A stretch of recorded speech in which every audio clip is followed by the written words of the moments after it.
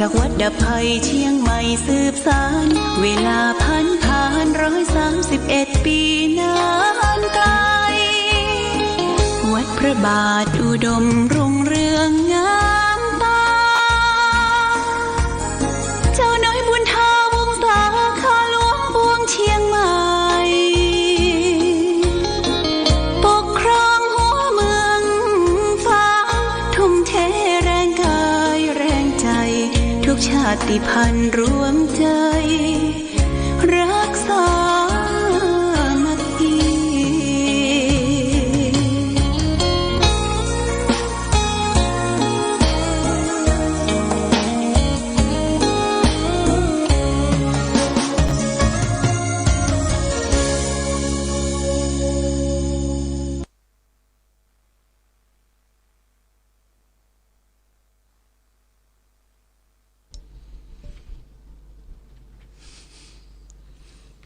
เจริญสุข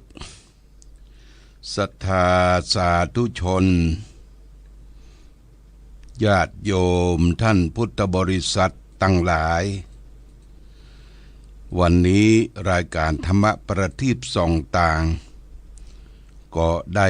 มาพบปะกับพ่อแม่พี่น้องศรัทธา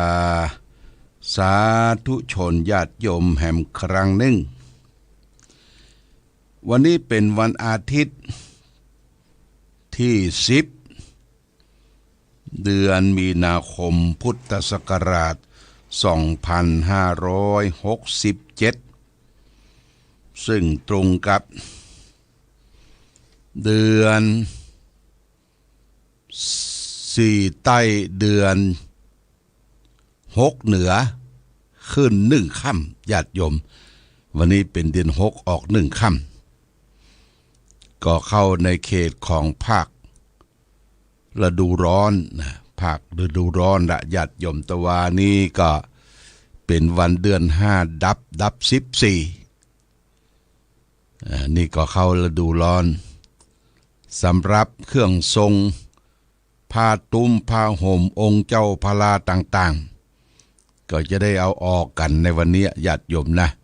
เพราะว่าเป็นเขตฤดูร้อนแล้วตะวานี้ก็ทางวัดพระพุทธบาทอุดมก็ได้มีการจัดการตาลตุงจ่อใจต่างๆเพื่อจะได้เตรียมการทำบุญงานปอยหลวงปุ้นวันที่21-22เขาตานไว้ก่อน1 สัปดาห์เพื่อจะได้ประกาศเทือศรัทธาญาติโยมท่านสาธุชนทั้งหลายว่าทางวัดพระพุทธบาทอุดมก็มีความพร้อม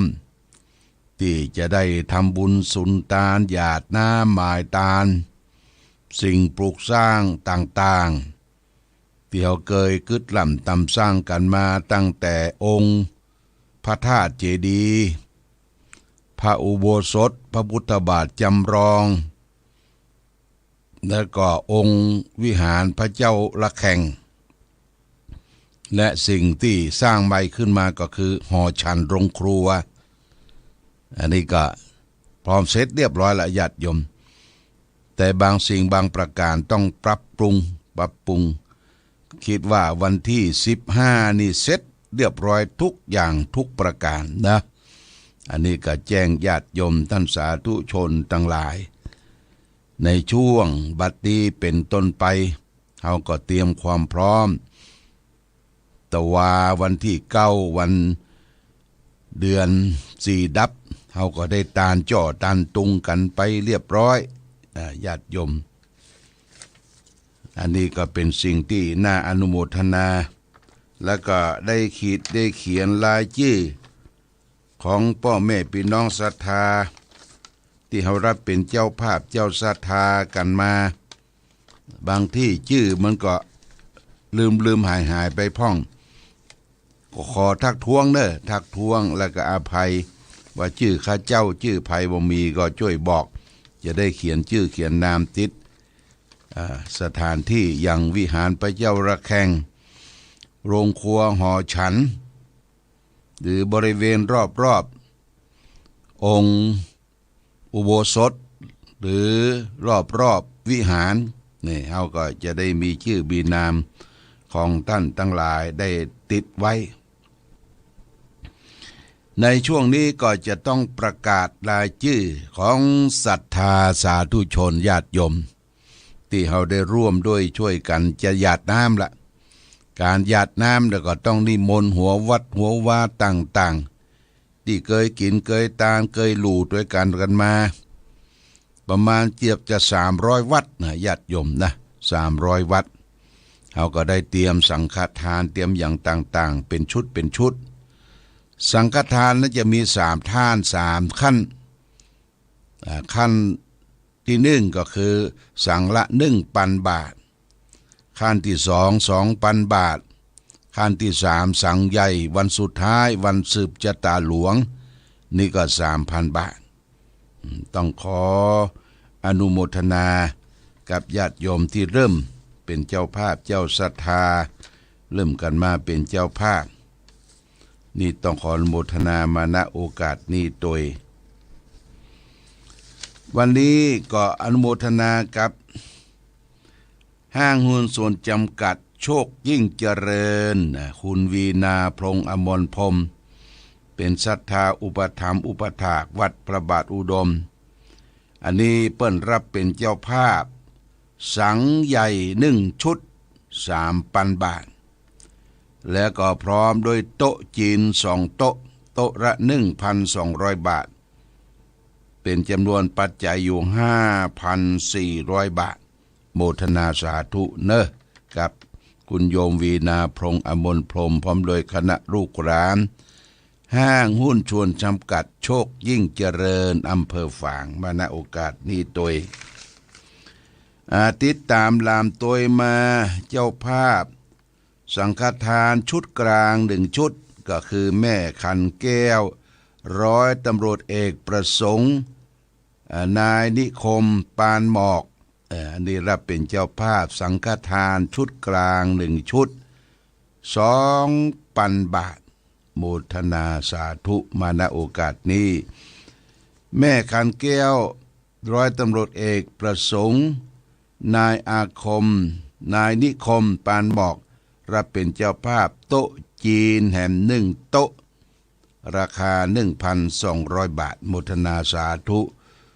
ถัดนั้นมาก็มีแม่แก้วรูนไสตระกูลแม่แก้วรูนไสตระกูลบ้านหนองยาวใต้อันนี้สังฆทานชุดกลาง2,000 บาท1 ชุดแล้วก็โต๊ะจีน1 โต๊ะ 1,200 บาทค่าไฟฟ้าบำรุงสถานีแห่ม300 บาทแล้วก็มอบเป็นกันเทศวันศุกร์ทั้งหมด 3,700 บาทโมทนากับแม่แก้วรูนไสตระกูลบ้านหนองยาวใต้หมู่16มาณโอกาสนี้โดย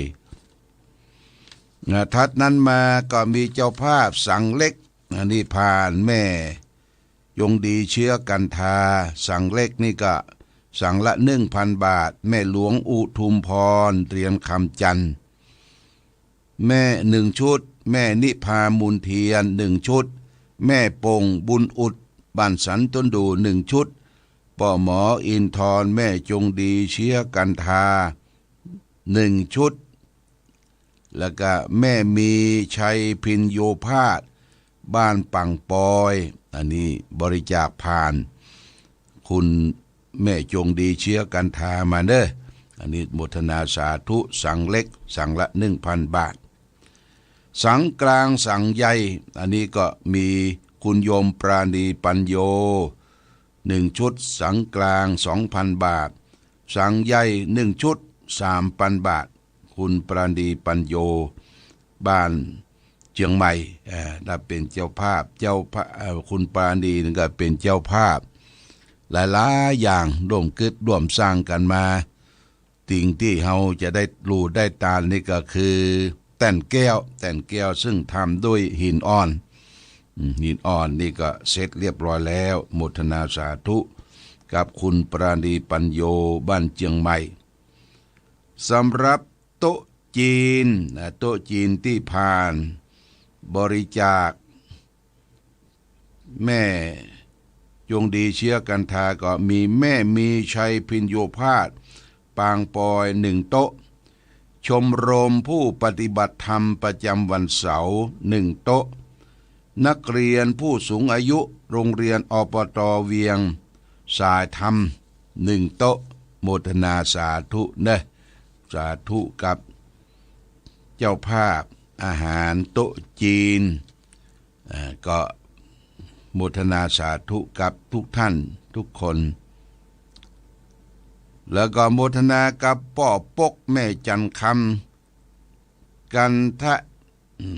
ทะอินอันนี้ร่วมเป็นเจ้าภาพธรรมะวันศุกร์ผ่านไปแล้ว200 บาทโมทนาสาธุมาณโอกาสนี้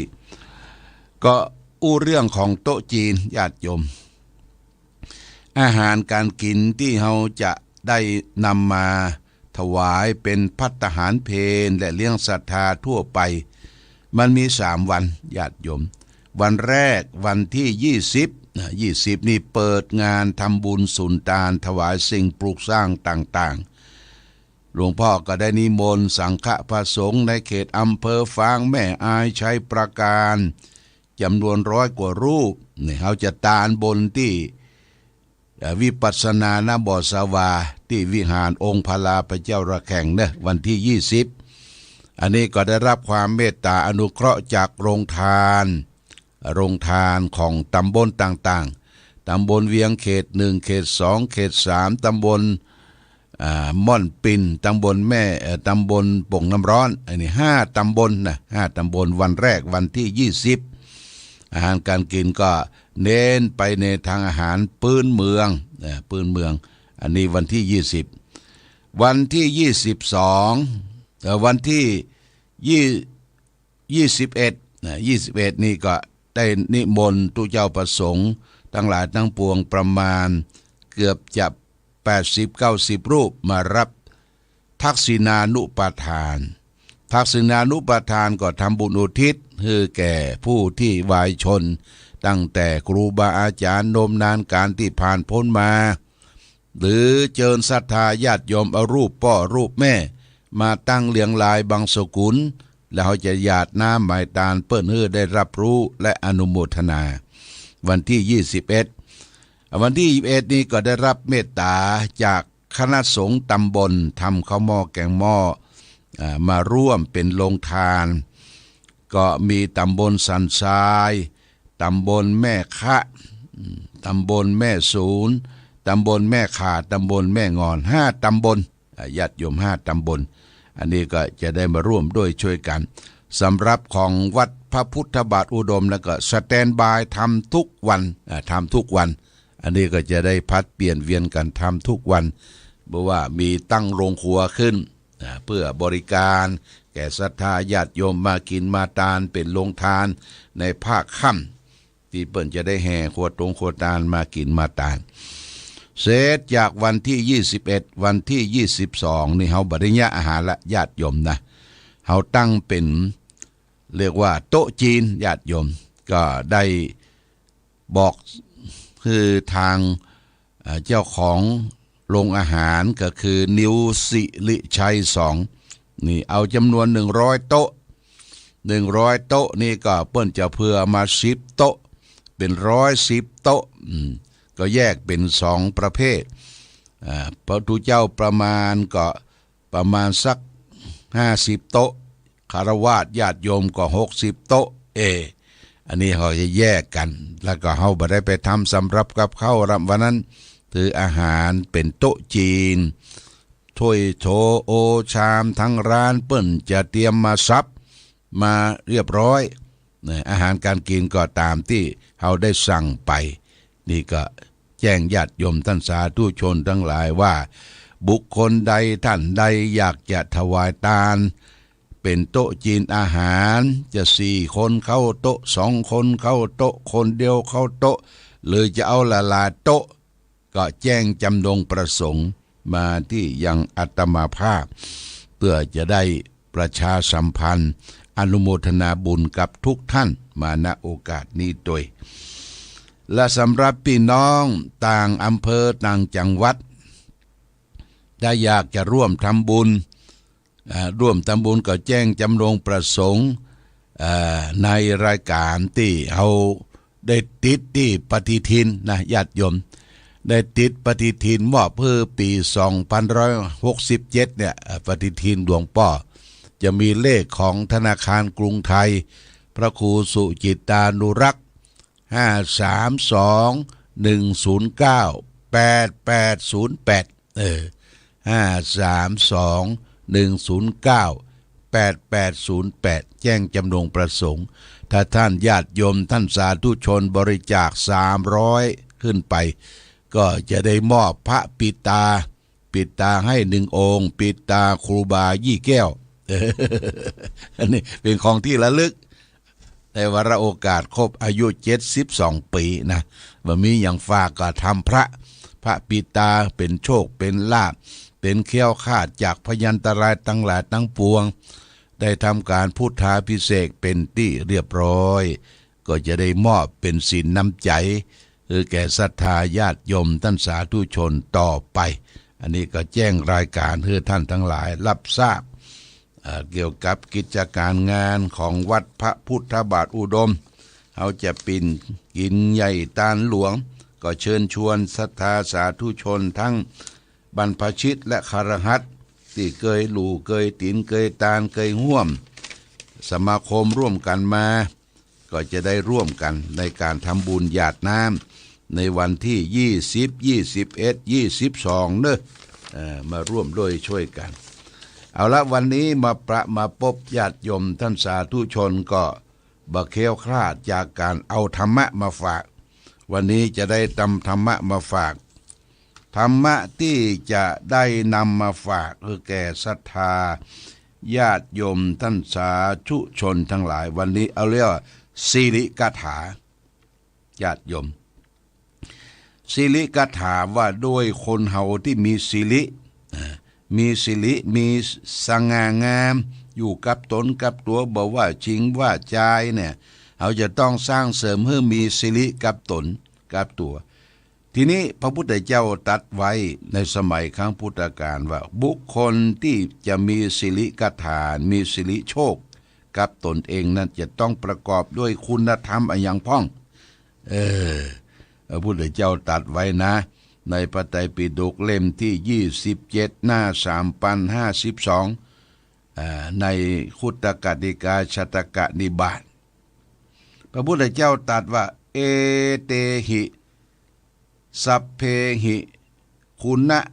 หุปัปเปโตสัทโธมุทุสังวิภาคีวะทันยูสังฆหกังสัขิรังสันหวจังสัทธาวิทางโนสิริโนนหาตินี่ญาติโยมจะแปลให้ศรัทธาสาธุชนทั้งหลายรับทราบว่าผู้ใดประกอบด้วยคุณธรรมเหล่านี้คือมีศรัทธาอ่อนโยนชอบจ่ายแจกผู้รู้ใจคนอื่นสิริโชคย่อมไม่ละทิ้งคนเช่นนั้นซึ่งเป็นผู้สงเคราะห์พูดจานิ่มนวลอ่อนหวานญาติโยมนะอันนี้เปิ้นบอกว่าโอ้คนเฮาจะมีสง่ามี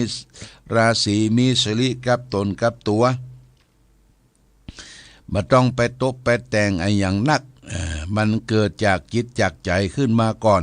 ทำใจดีทำหน้าตาให้แช่มชื่นแจ่มใส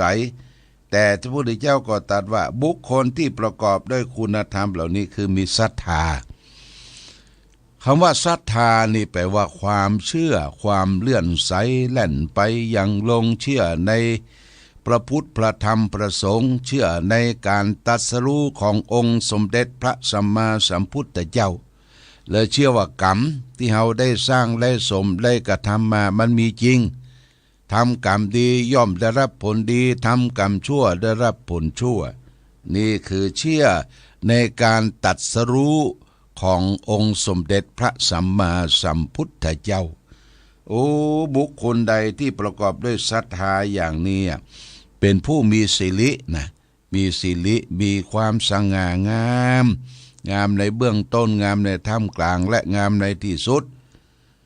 และก็ยังประกอบด้วยความอ่อนโยนญาติโยมคนมีธรรมะอยู่ในจิตในใจเนี่ยบ่อู้กระตกกระตากบ่อู้กระด้างแข็งมีความอ่อนโยนมีความอ่อนโยนและต่อไปก็ชอบจ่ายแจกชอบจ่ายแจกทำบุญสุนทานที่หันที่นี่ก็ชอบไปทำบุญโดยเปิ้นเปิ้นประกาศบริจาคสร้างนั่งสนี้บ่เหลือบ่ากว่าแหงบ่เดือดร้อนตัวเองและคนอื่นก็ช่วยชอบจ่ายแจกนี่ญาติโยมนะเป็นผู้มีศิริมีความสง่างามรู้ใจคนอื่นรู้ใจคนอื่นรู้ใจคนที่คบค้าสมาคมรู้ใจตุเจ้าพระสงฆ์ว่าพระเจ้าประสงค์ในปัจจุบันเปิ้นทำบุญสุนทานต้องการใหญ่ก็รู้ใจแบกขยายเอากรรมจานะไปกระจายบอกบุญไปทั่วรู้ใจคนอื่นรู้ใจคนอื่นชิริโชคย่อมไม่ละทิ้งคนเช่นนั้นซึ่งเป็นผู้มีความสงเคราะห์พูดจานิ่มนวลอ่อนหวานนี่ญาติโยมนะเพราะนั้นก็ฝากไว้ให้แก่ศรัทธาสาธุชนว่าเราจะสร้างเสริมสิริคือความสง่างามเจียมตนเจียมตัวกับตนกับตัวเรานี่ก็ประกอบไปด้วยศรัทธาความเชื่อความเลื่อมใสด้วยเหตุด้วยผลไม่ใช่เชื่อลมแรงเชื่อตามเขาเล่าลือกันเชื่อนี้ต้องมีเหตุมีผลและเป็นคนอ่อนน้อมถ่อมตนชอบทำบุญสุนทานจ่ายแจกและก็รู้ใจคนอื่นรู้ใจคนอื่นรู้ใจบริษัทรู้ใจคนนั้นคนนี้รู้ใจว่าคนนี้ชอบกินอะไรหยัง ชอบทำบุญที่ไหนอย่างใดก็รู้ใจคนอื่นนี่คนทั้งหลายเหล่านี้เป็นผู้ที่